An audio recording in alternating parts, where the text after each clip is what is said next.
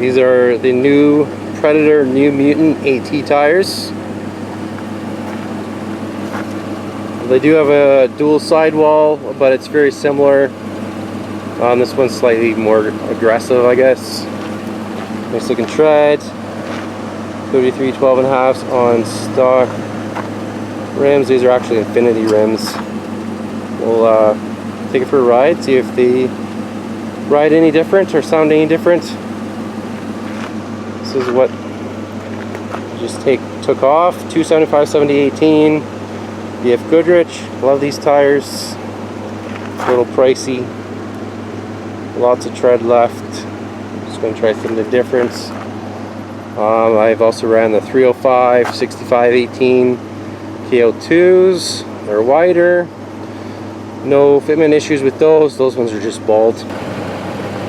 33 by 12.5s on a Level Decent Titan stock rims. That's about the closest we have to rubbing anything.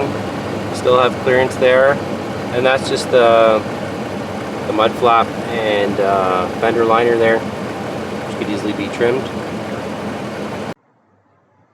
So just looking at the width between the stock 275 70 18 and the 33 by 12.5, and the height, new ones are a little bit shorter, but obviously wider. These tires don't really stick out, a tiny bit. Stick out a tiny bit past the fenders. You can definitely see them. Let's zoom in. Yeah, just barely. At some point I want to get new rims with just a little less offset. The stock is plus 24, I believe.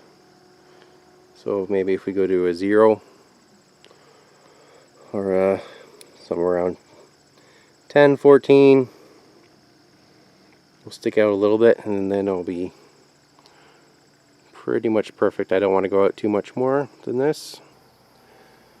First ride impression of these tires, not much difference in the way of handling or feel than stock or KO2s, but I could definitely hear them.